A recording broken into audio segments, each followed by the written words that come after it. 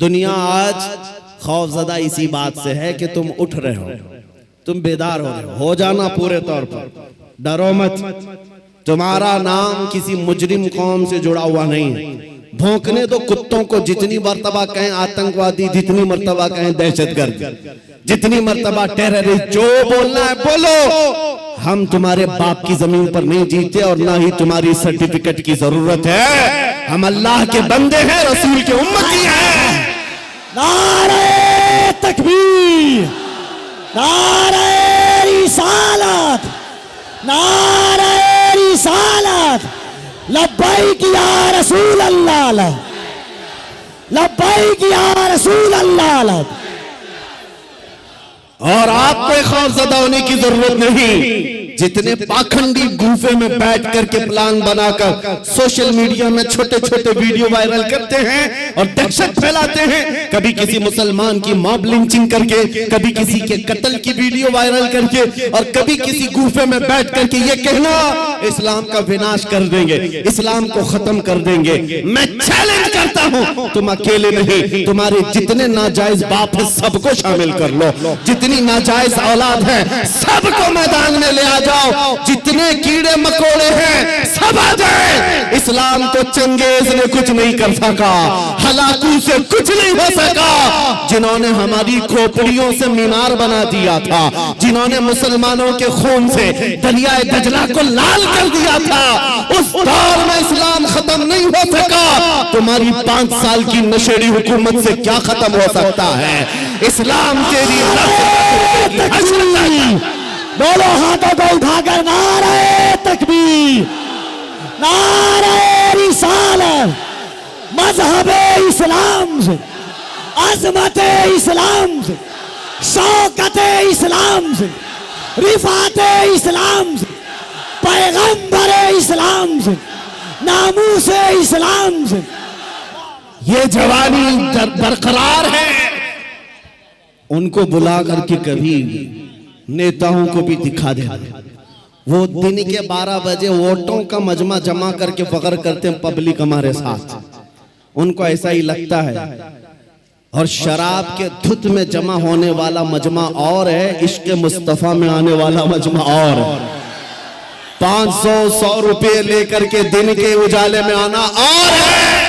तुम्हारा मजमा दिन के 12 में होता होगा, हमारा मजमा रात के 12 के बाद गर्म होता है।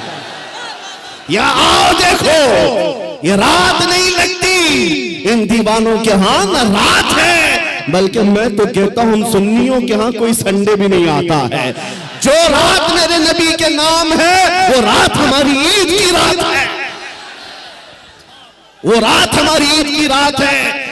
जब तक ये फख्र बाकी रहेगा, मेरा यकीन है, अगर इनको लगता है हम बहुत गरज करके बोल रहे हैं, अपने मजमे में बोल रहे हैं, कल को अगर इन्हें चाहिए तो हथकड़ियां लगा लें, फांसी के फंदे पर चढ़ा लें, और मुझ जैसे एक आदमी के मर जाने या कत्ल हो जाने का नाम इस्लाम का खत्म होना नहीं है, बल्कि मैं चीखते हुए जाऊंगा जिस दिन तुम मुझे फांसी पर चढ़ाओगे। इस्लाम जिंदा होता है हर करबला के बाद।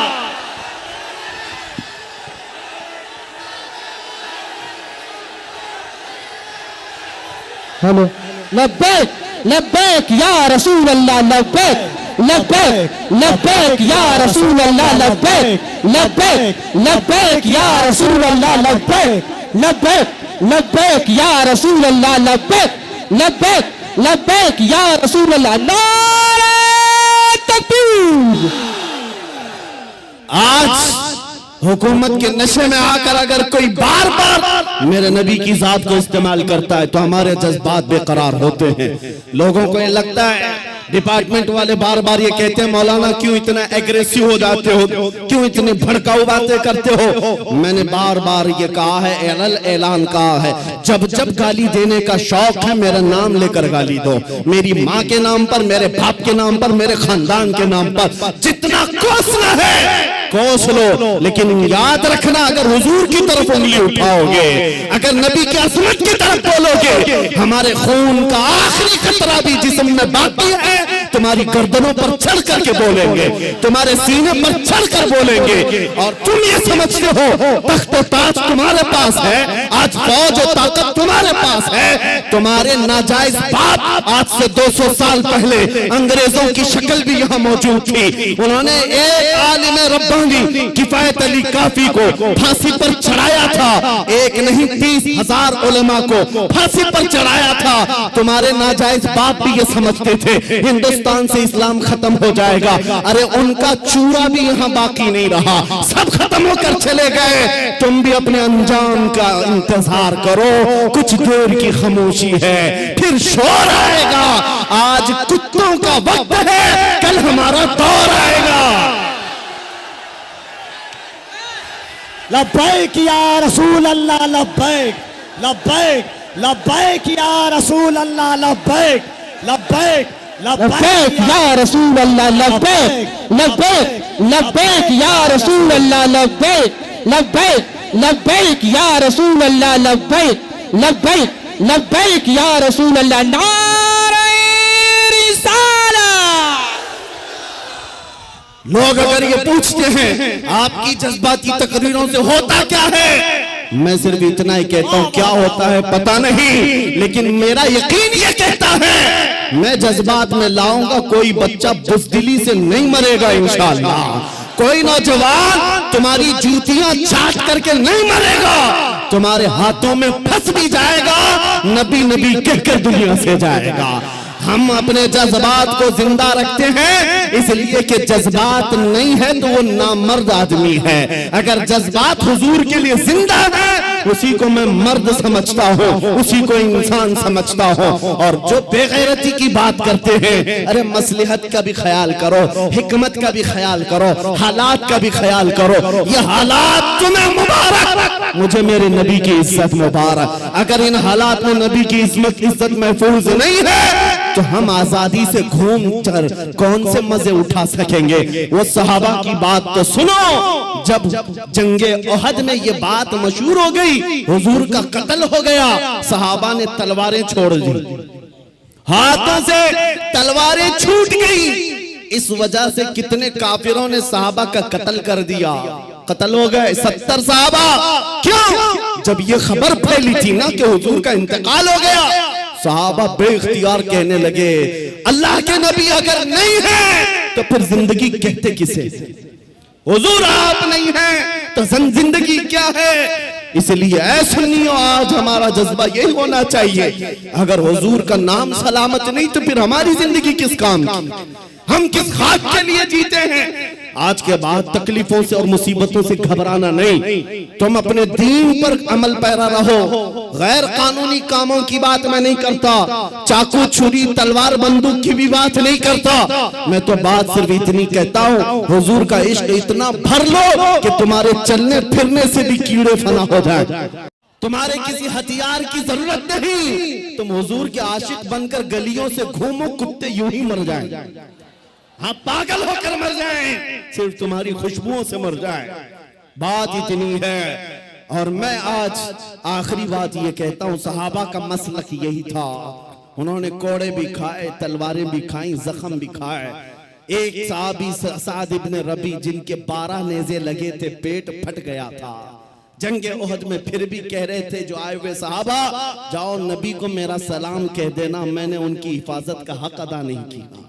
पेट फट गया तब भी ये कहते थे हम आज नरम नरम खाने खाकर गरम गरम बिस्तरों पर सोकर सिर्फ यहाँ बैठकर नारे लगाकर समझते हुजूर की इज्जत की हम हिफाजत करते हैं। मेरे अजीजों, बदलना है हमें जिंदगी, बदलना है हमें जिंदगी। कब तक ये गाने सुन सुन करके निफाक दिल में पैदा करते रहोगे? बॉलीवुड और बॉलीवुड के हॉलीवुड के नगमों पर नाचते रहोगे? तुम जिंदगी बदल डालो। आज दुनिया, मैं आपको बताऊं, सादी हजरत फखरुद्दीन राजी बहुत बड़े हकीम है, कहते हैं एक मैंने हकीमी में, डॉक्टरी में एक चीज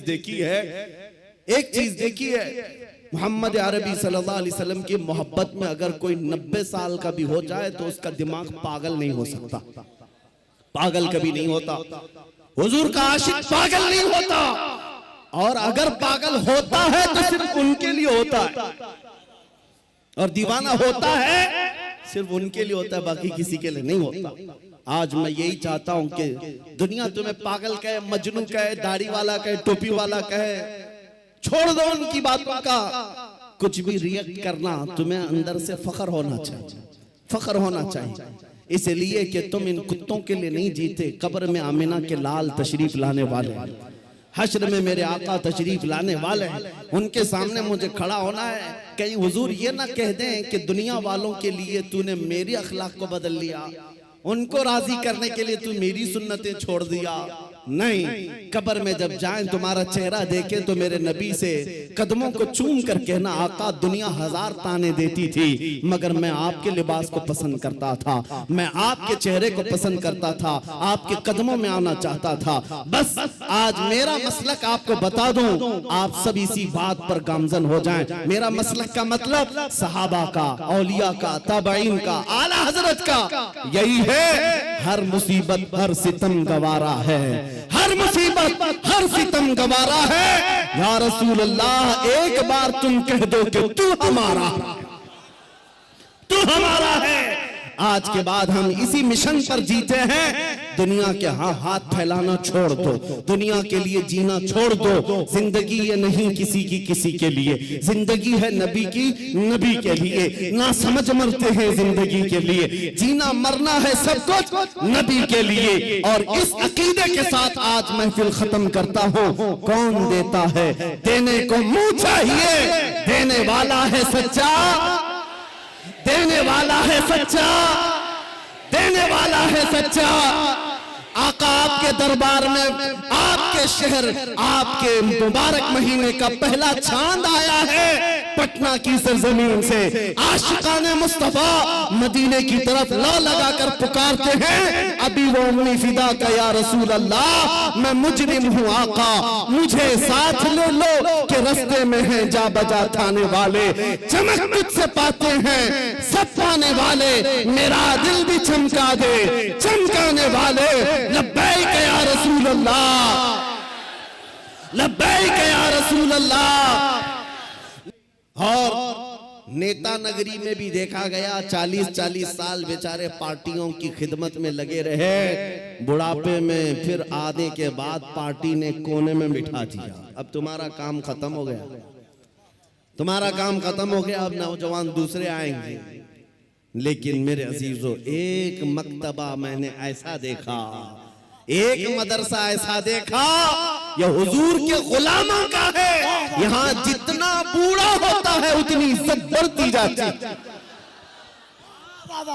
जितना बूढ़ा होता है उतनी इज्जत बढ़ती चली जाती है। मेरे अजीजों, 85 साल 90 साल के उलमा भी आज मौजूद हैं, कौम उनको देखती रह जाती है। तुम 25 साल के 1 लाख नौजवान लाकर खड़ा कर देना और फिर एक तरफ सिर्फ ताजुश शरिया का चेहरा दिखा देना, लाखों की तरफ निगाहें नहीं देंगी, उस एक चमकते हुए चेहरे की तरफ लोग देखेंगे। तकबीर! जरा दोनों हाथों को उठाकर बस्ती बस्ती करिया करिया, बस्ती बस्ती करिया करिया, इल्म का सूरज फैज का दरिया। अजीजा निगरामी वक़ार, मैं ये बातें इसलिए अर्ज कर रहा हूं कि इन बुजुर्गों ने जो खूबसूरती हासिल की है वो पाउडर लाली के मेकअप से नहीं, मेरे मुस्तफा के कदमों से हासिल की है, नबी पाक की वाबस्तगी से मिली है। लोगों को आज ये लगता होगा, मैं आपको बताऊं, तहदीस नेमत के लिए कह रहा हूं, मैं अपनी बड़ाई अपनी फजीलत की बात नहीं कर रहा हूं। किसी को अगर ये लगता हो सोशल मीडिया की वजह से इनको बहुत ज्यादा लोग चाहने लग गए, सोशल मीडिया यूट्यूब इंस्टाग्राम सब इन्होंने फैला रखा है, इसलिए भीड़ जमा हो गई, हजारों लोग सोशल मीडिया पर हरकतें कर रहे हैं, बहुत वहां मैदान में मौजूद हैं, मगर मेरे अजीजों ये मेरे फन का कमाल नहीं है। आज जहां जाएं परवानों का हुजूम जो मेरे सामने नजर आता है, बात फिर भी इतनी है, जब तक के मदीने से इशारे नहीं होते, रोशन मेरी किस्मत के सितारे नहीं होते, ये नाज़ी अंदाज हमारे नहीं होते, झोली में अगर टुकड़े तुम्हारे नहीं होते, जब तक बिके न थे तो कोई पूछता न था, या रसूल अल्लाह तुमने खरीद कर हमें अनमोल कर दिया। नारे तकबीर, नारे रिसालत, नाजदारे खत्मे नबूवत, नामूसे मुस्तफा, अजमते मुस्तफा, शौकते मुस्तफा। मेरा यकीन है सारा सोशल मीडिया फना हो जाए, मैं किसी पहाड़ के अंदर बैठकर मेरे नबी की बात करो, मेरा खुदा कादिर है, वो लाखों के दिलों में हमारी बात को पहुंचाएगा। ये कमाल मैं इसका नहीं समझता सोशल मीडिया के जरिए से, इंटरनेट का दौर हो नहीं मेरे अजीजों, हुजूर की अजमत बयान करो, चाहे तुम तन्हा हो, मौला पूरी कायनात में तुम्हारे चर्चे फैला देता है। ये रब्बे जुल जलाल की शान है। इब्राहिम अलैहिस्सलाम जब मक्का मुकर्रमा से आवाज दे रहे थे तो पूरी कायनात में आपकी आवाज को अल्लाह ने पहुंचाया। रब कादिर है, जिसकी आवाज को चाहे वो पहुंचाए, लेकिन तुम्हारी लिए जिम्मेदारी आज ये है, तुम इनके उनकी जय विजय करना छोड़ दो, इधर उधर के पट्टे डालना छोड़ दो। तुम्हें दुनिया चाहे जितने भी लिबास बदल लो, दुनिया तो हुजूर के नाम से ही पहचानती, ये बात तय है। तुम जहां जाओगे हुजूर के नाम से तुम्हें पहचानती। जिस दिन तुमने नाम कहा, तुमको ये नहीं कहेंगे बिहार का है, पटना का है, फलां का है। दुनिया तुम्हें अगरचे गांव के नाम से जान जाएगी, लेकिन तुम्हारी निस्बत वो सीधे मदीने के ताजदार से जोड़ कर देखती। ये पक्की बात है। और आपको क्या इस बात पर कोई आपत्ति है कि दुनिया हुजूर की गुलामी से आपको पहचाने तो आपको ऐब लगता है? फख्र होगा कि नहीं होगा? अगर हुजूर की गुलामी से दुनिया तुम्हें पहचानने पर फख्र होगा तो मेरी बात सिर्फ इतनी सुन लो, पूरे के पूरे ही गुलाम क्यों ना हो जाए। जब गुलाम होना ही है तो पूरे क्यों ना हो जाए।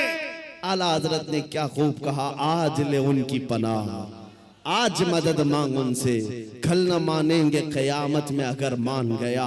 उन्हें जाना उन्हें माना, न रखा गैर से काम, लिल्लाहिल हम्द मैं दुनिया से मुसलमान गया।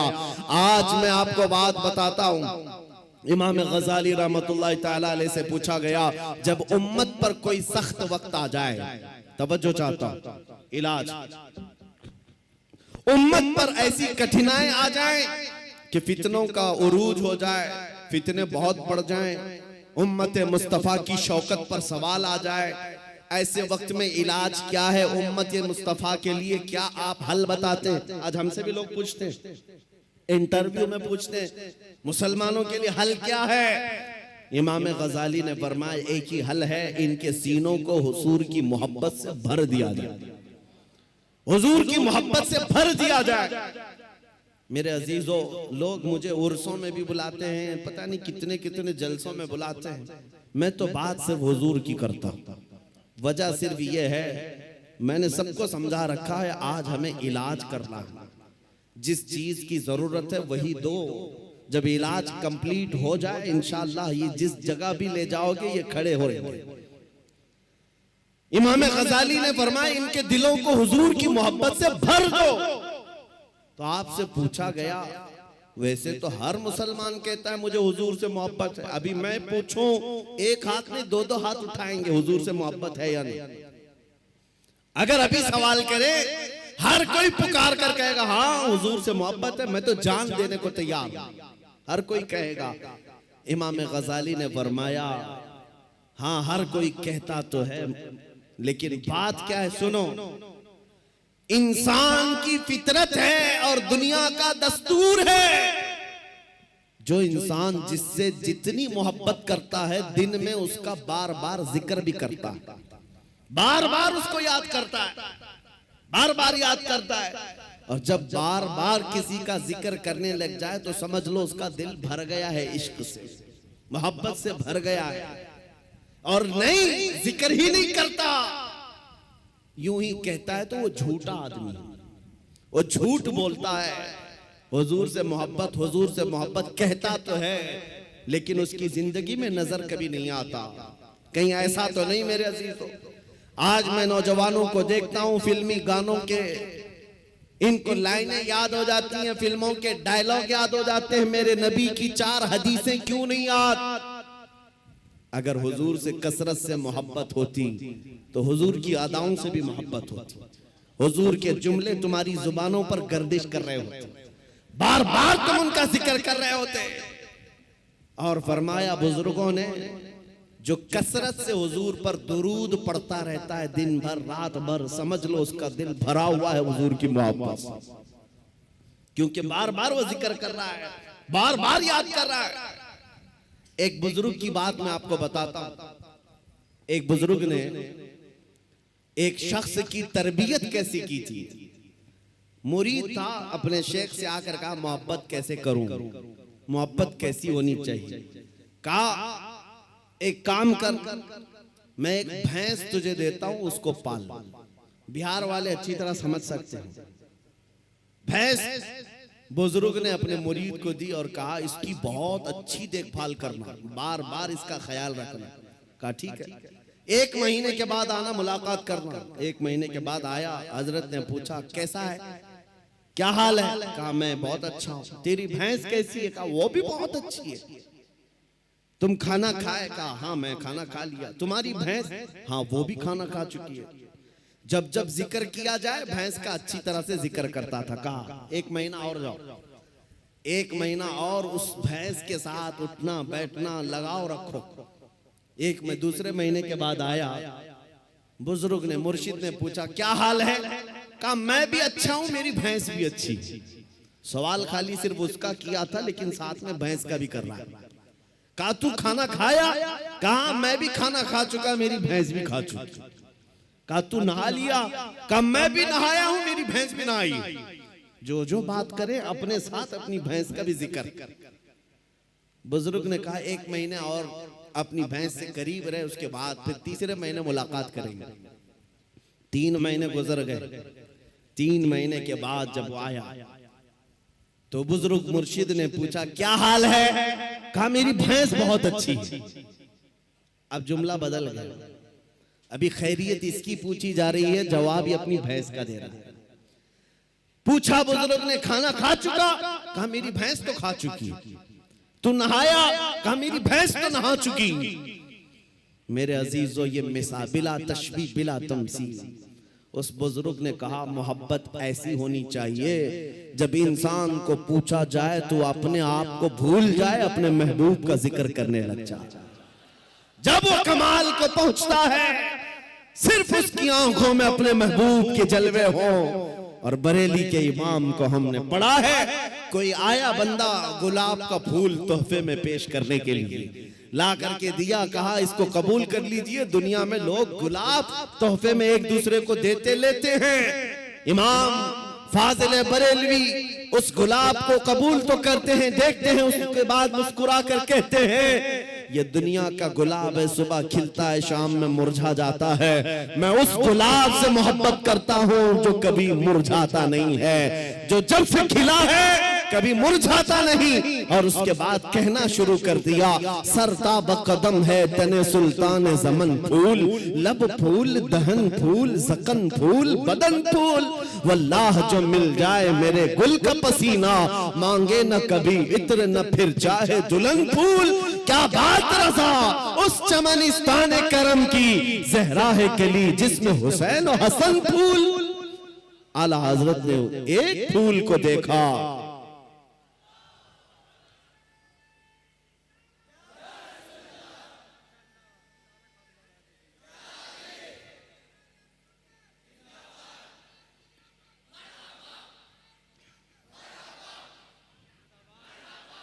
हुजूर पाक सल्लल्लाहु ताला अलैहि वसल्लम का जिक्र आया। आला हजरत ने सारे फूल फूल फूल पर एक नात ही लिख दी। यह इश्क का दर्जा होता है, जिक्र अपने महबूब का ज्यादा करे, अपना नहीं। यहाँ लोग तुर्रम खां बने हुए अपने ही बड़ाइयां करने लग गए। आला हजरत ने अपनी तो छोड़ो, किसी दुनियादार की तारीफ करने पर भी रजामंद नहीं हुए। जब किसी ने कहा भी किसी का कसीदा लिख दो तो आपने यही जवाब में कहा करो मद है अहले दुवल रजा, पड़े इस बला में मेरी बला। मैं गदा हूं अपने करीम का, मेरा दीन पा रहे ना नहीं, मेरा दीन रोटी का टुकड़ा नहीं है। मैं तो गदा हूं अपने करीम का। आज उस मोहब्बत की जरूरत है, आज उस कमाल के इश्क की जरूरत है। मैं आपसे पूछता हूं मेरे अजीजों, आप हुजूर पाक सल्लल्लाहु तआला अलैहि वसल्लम से बेहद मोहब्बत करते हैं, मुझे पता है, दिल से मोहब्बत करते हैं, लेकिन जिंदगियों में उसका इंप्लीमेंट, उसका निफास क्यों नहीं कर पाते? जिस दिन हम कौल और फेल में एक हो जाएं, जो कह रहे हैं वही करने भी लग जाएं, तो समझ लो फिर आपने इश्क का कमाल पा लिया। फिर दुनिया तुम्हारी इन हस्तियों से खौफ खाने लग जाएगी जैसे कैसर और किसरा बादिया नशीन अरब से खौफ खाती थी। जब मदीने के सहरा से निकल करके बगैर चप्पल के पैबंद लगे कपड़े पहनकर सहाबा निकले थे, ईरान भी कांपने लग गया था, रोम भी कांपने लग गया था। उस वक्त की सुपर पावर ताकतों को अगर किसी ने धूल चटाया है, मेरे नबी के गुलामों ने धूल चटाया है। हुजूर के आशिकों ने उन्हें घुटने पर लाकर मजबूर कर रखा था। आपको पता है उनके नजदीक इज्जत क्या थी? आपको बताता हूं, सैयदना उमर इब्ने खत्ताब रदियल्लाहु ताला अन्हु का दौरे खिलाफत है। मदीने से एक फौज निकली, किसरा को खत्म करके आती है। ईरान की हुकूमत जो किसरा कहलाती थी उस जमाने में खत्म कर दी गई। इस्लाम का परचम लहराया। वो दौर ऐसा था, सुपर पावर था उस वक्त ईरान, सुपर पावर ताकत थी। हजारों नहीं लाखों की फौज उनके पास थी। जब टुकड़े टुकड़े हो गए, सहाबा की हुकूमत आई, माले गनीमत हाथ आया, तो बहुत सारा माल वहां से मदीने लाया गया, उसमें कीमती सामान भी थे। उस वक्त मदीने तैयबा ईरान के बादशाह के दरबार में बिछाया जाने वाला सबसे महंगा कालीन भी मदीना आया, लाया गया। सहाबा ने उमर इब्ने खत्ताब अमीरुल मोमिनीन रदियल्लाहु ताला अन्हु के पास वो कालीन पेश किया।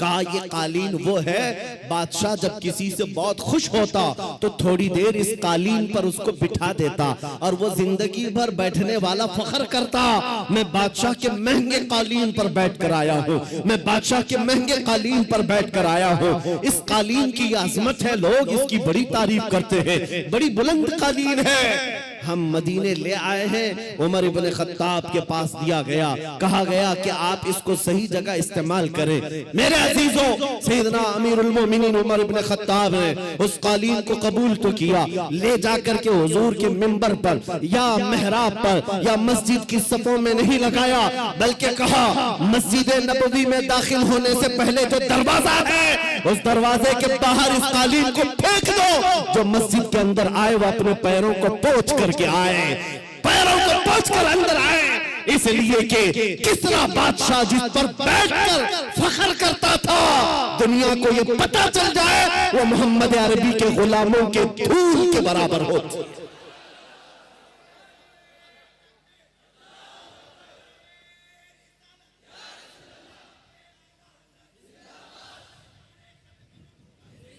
उन्होंने इज्जत तख्त और ताज में नहीं ढूंढी, मेरे नबी पाक की निस्बत में इज्जत ढूंढी। आपको पता है एक साहबी हजरत नौमान एक बादशाह के यहाँ गए थे, तवज्जो, बादशाह के यहाँ मेहमान बुलाए गए थे, कासिद बनकर गए। बादशाह ने उनके आने पर कालीन बिछाया रेशम का और कुर्सी बिछाई सोने की कलई की हुई कि मोहम्मद अरबी का कासिद आ रहा है, एम्बेसडर आ रहा है, तर्जुमान है। लेकिन जैसी हजरत नौमान पहुंचे, वो कालीन को आपने तलवार से फाड़ दिया और निकाल दिया, जमीन पर चले। फिर जब कुर्सी के पास आए, देखा सोने की कुर्सी है, पांव से धक्का मारकर गिराया और कहा मुझे सादी कुर्सी लाओ, दूसरी। बादशाह ने कहा ये इतना गुरूर है, मोहम्मद अरबी सल्लल्लाहु अलैहि वसल्लम के गुलामों में इतना एटीट्यूड। उस सहाबी ने कहा ये गुरूर और तकब्बुर नहीं है, मैं मेरे नबी का गुलाम, मेरे मुस्तफा का गुलाम। मेरे नबी की शरीयत में मर्दों के लिए रेशम भी हराम है, सोना भी हराम। मर्दों के लिए रेशम का इस्तेमाल हराम है और सोने का इस्तेमाल, गोल्ड का इस्तेमाल हराम है। बादशाह से उन्होंने कहा तू सारी दुनिया की कुर्सियों को सोने की बनाकर लाकर रख दे, तब भी नबी का गुलाम सबको ठोकर मारेगा, अपने नबी की शरीयत को गले लगाएगा। उसी गुलाम की आवाज थी, उसी नबी के गुलामों की आवाज थी जो आज मैं मैसेज में कहना चाहता हूं। नौजवानों, फख्र करना हो तो अपने नबी की निस्बत पर फख्र करो। दुनिया अगर आज तुम्हें मुसलमान कहती है तो दाढ़ी मुंडाकर, टोपी छुपाकर, लोगों में छुपने की कोशिश करके सेकुलर बनने की कोशिश मत करना। दुनिया पहचानती है तो और पहचान बढ़ाओ। किसी ने मुझसे पूछा था क्या इस जमाने में दाढ़ी रखना अब भी वाजिब है? मैंने कहा अब के जमाने में तो और भी बड़ा वाजिब है। आज आला हजरत हर जगह क्यों किया जाता है? उसकी वजह यह है जिंदगी भर आला हजरत ने अपने खानदान के कसीदे नहीं पढ़े। जब जब आला हजरत ने कलम उठाया है तो बारगाह मुस्तफा की मदह सराई की है। जब जब कलम उठाया है मेरे आका की शान में लिखा सरवर कहूं कि मालिक व मौला कहूं तुझे, बाग़े खलील का गुले ज़ेबा कहूं तुझे। 100 साल गुजर जाने के बाद भी उनके कलाम पढ़ने से मुरझाए हुए दिलों में जिंदगी आ जाती है। यहाँ मुरझाई हुई कलियां खिल जाती हैं। आला हजरत का उसूल मैं आपको बता देता हूँ। आला हजरत जिस उसूल पर चल रहे थे वो उसूल ये था रसूल पाक के सिलसिले में कि उनकी बात करो हर दिल पे राज करो, उनकी बात करो हर दिल पे राज करो। ये बहुत अजीम फार्मूला मैं आपको बता रहा हूँ। हुजूर की बात करो फिर देखना दुनिया तुम्हें कभी फरामोश नहीं करती और ना ही तुम्हारे मकाम और मनसब को कोई दूसरा धक्का लगा सकेगा।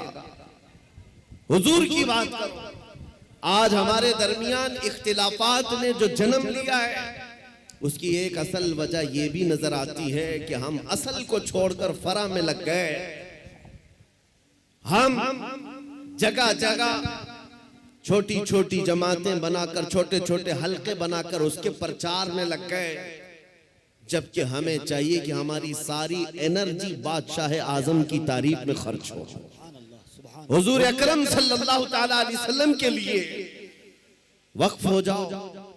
इसलिए कि आला हज़रत इमाम अहले सुन्नत को हमने देखा पूरी जिंदगी। देखो, आपसे किसी ने पूछा अगर आपका तारुफ क्या है, आपका इंट्रोडक्शन क्या है, उन्होंने अपने बाप दादा परदादा के नामों को गिनाते हुए नहीं कहा मैं फलां फलां फलां फलां का बेटा हूं, बल्कि अपने तारुफ में कहा है उस गली का गधा हूं मैं जिसमें मांगते ताजदार फिरते हैं, वो सुए लालाजार फिरते हैं, तेरे दिन ए बहार फिरते हैं, ए रजा जाने आना दिल तेरे नगमों पे निसार, बुलबुले बाग मदीना तेरा कहना क्या है। उन्होंने दुनिया को अगर तारुफ कराया है तो नबी के वास्ते से कराया है। आपको बताता हूं उनका मकाम ये था इश्क रसूल में फना होने का।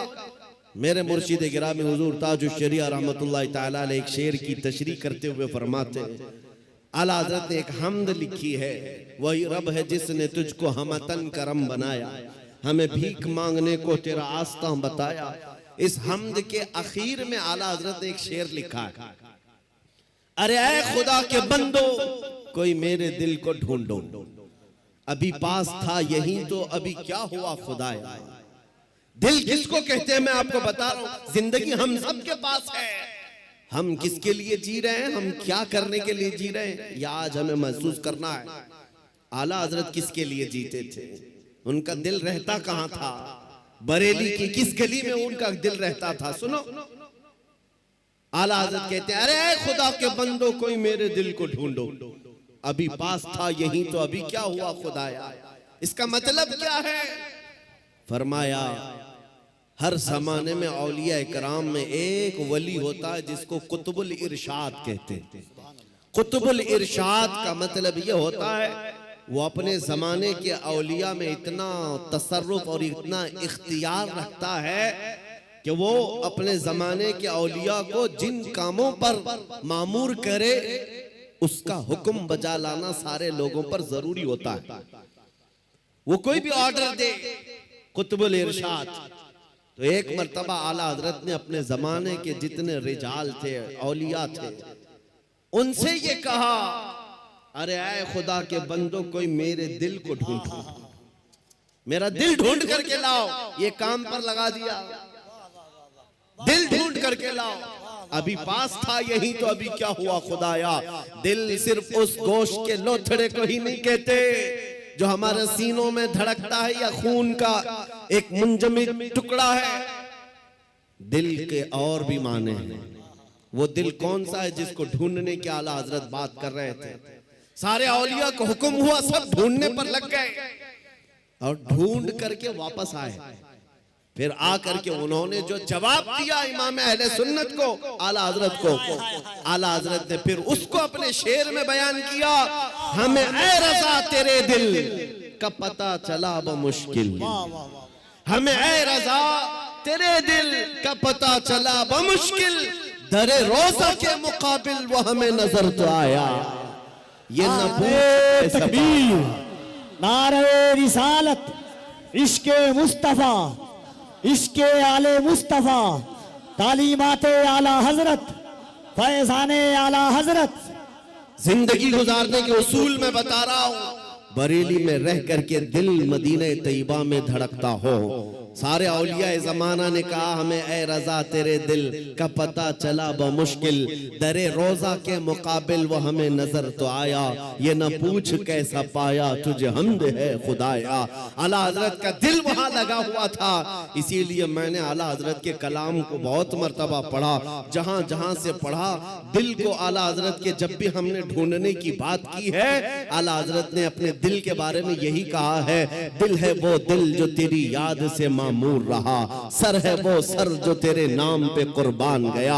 आला हजरत के उसूल में दिल सिर्फ इस टुकड़े को नहीं कहते और सर इस टुकड़े को नहीं कहते। मेरे अजीजों, आला हजरत के इल्म में, उनकी तालीमात में दिल का मतलब और है, सर का मतलब और है। अगर नबी की मोहब्बत में भरा हुआ नहीं है तो सिर्फ वो गोश्त का लोथड़ा है, दिल नहीं कहा जा सकता। दिल कौन सा है? दिल सिर्फ वही है, दिल है वो दिल जो तेरी याद से मामूर रहा। और सर किसको कहते हैं? ये अगर दोनों कंधों के ऊपर एक कद्दू का टुकड़ा है, अगर हुजूर के नाम पर कुर्बान होने को तैयार नहीं है, हाँ अगर हुजूर के नाम पर मर मिटता है तो आला हजरत कहते हैं सर है वो सर जो तेरे नाम पे कुर्बान गया। आला हजरत के दिल को हमने उनके कलाम में ढूंढा है। वो कहते हैं कहाँ है? जानो दिल होशो खिरत सब तो मदीने पहुंचे, जानो दिल होशो खिरत सब तो मदीने पहुंचे। अरे तुम नहीं चलते रज़ा सारा तो सामान गया। उनका अपने पास कुछ नहीं था। बरेली में वो कहते हैं जान भी चली गई, दिल भी चला गया, होश भी गया, खिरत भी गया, सब मदीने पहुंचे। तुम नहीं चलते रज़ा सारा तो सामान गया। और फिर उनसे पूछा गया जान है क्या आपकी? जान किसको कहते हो आप? कहते हैं जान है इश्क़ मुस्तफा, रोज वज़ू करे खुदा, जिसको हो दर्द का मजा, नाज़े दवा उठाए क्यों, फिर के गली गली तबाह, ठोकरे सबकी खाए क्यों, दिल को जो अक्ल दे खुदा, तेरी गली से जाए क्यों।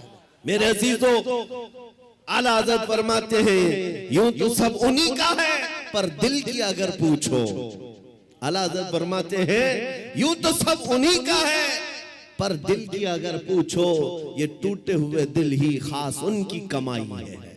हुजूर का है ये सब, हुजूर का है, अपने दिल का है उन्हीं से आराम।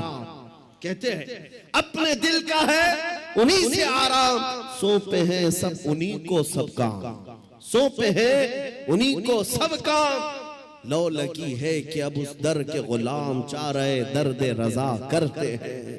आला हजरत ने अपना सब कुछ सौंप दिया बारगाह मुस्तफा। आज इस जलसे पाक में मैं आपके सामने उनका जिक्र सिर्फ इसलिए कर रहा हूं कि मशरिक से लेकर मगरिब तक, शुमाल से लेकर जुनूब तक कोई खित्ता बचा नहीं है जहां से बच्चा बुच्चा पुकार करके न कहता हो डाल दी कल्ब में अजमत मुस्तफा। सैयदी आला हजरत पे लाखों सलाम। क्यों 100 साल के बाद भी बच्चा बच्चा पुकार रहा है? वही आज मैं तुम्हें फार्मूला बताना चाहता हूँ। उस आला हजरत के मिशन पर चलना, उस मसलक का मतलब, उस मसलक का नाम ही ये है, अपनी मर्जी से जीने का नाम जिंदगी नहीं है। हुजूर जैसा चाहे वैसे जीने का नाम जिंदगी है।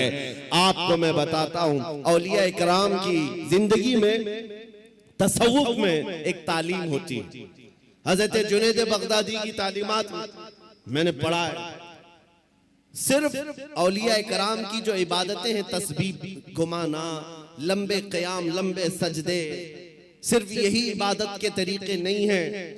एक इबादत का तरीका है जिसको औलिया कराम कहते हैं मुराकबा। मुराकबा, मुराकबे का मतलब क्या होता है? सुनो, बहुत आसान है, आप सब कर सकते हो। अगर मैं आपसे कहूं आज 1000 बार सुभान अल्लाह पढ़ो, 1000 बार अल्हम्दुलिल्लाह, आप कहेंगे बहुत लंबा हो जाएगा। लंबा क़याम करना कुछ लोगों के लिए भारी, लंबा रुकू करना, लंबा सजदा करना इबादतें कुछ लोगों को लगती हूं। मुराकबा बहुत आसान लेकिन बहुत ही तेज असर। औलिया कराम फरमाते हैं जिसका मुराकबा मुकम्मल हो गया वो अल्लाह का वली बन गया। मुराकबा होता क्या है?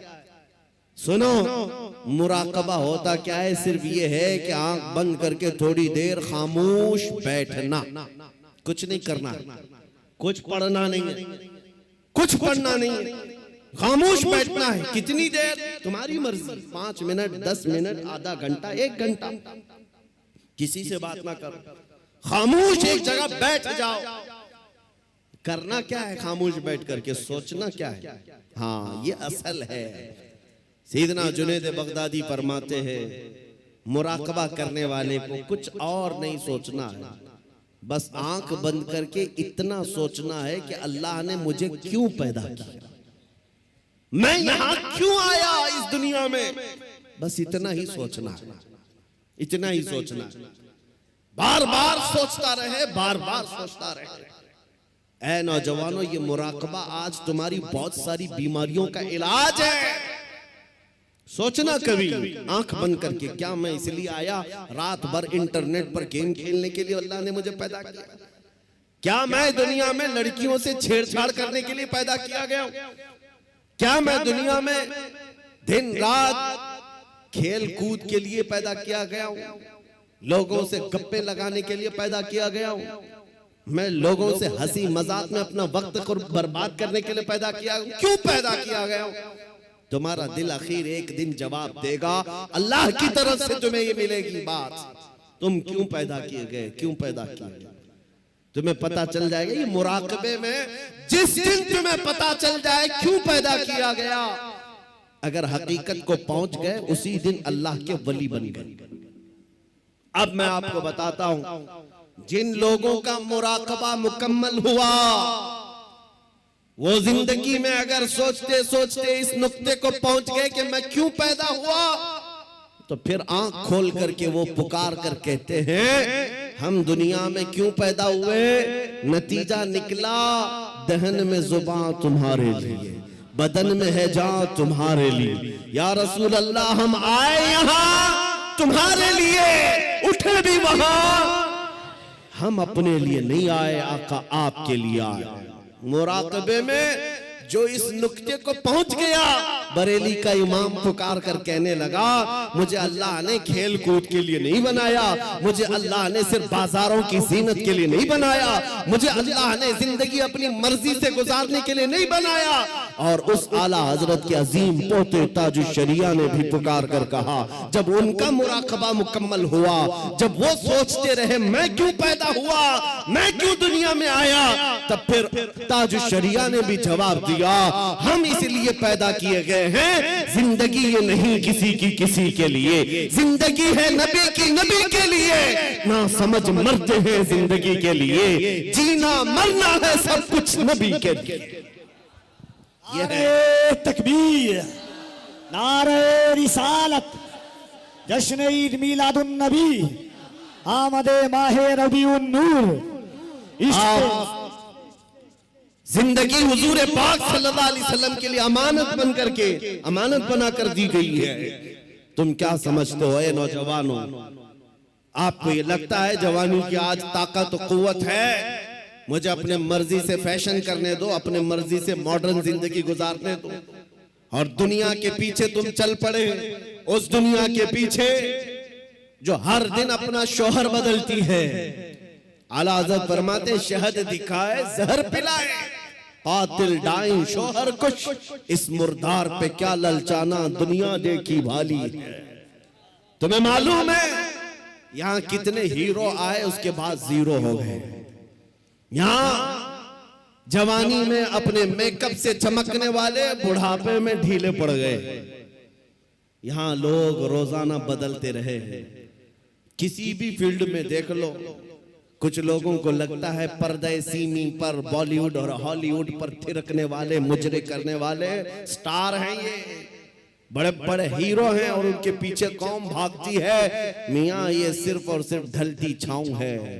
थोड़े दिनों के बाद इनके चेहरे का गाजा उड़ गया तो यही कौम दूसरा हीरो ढूंढती है।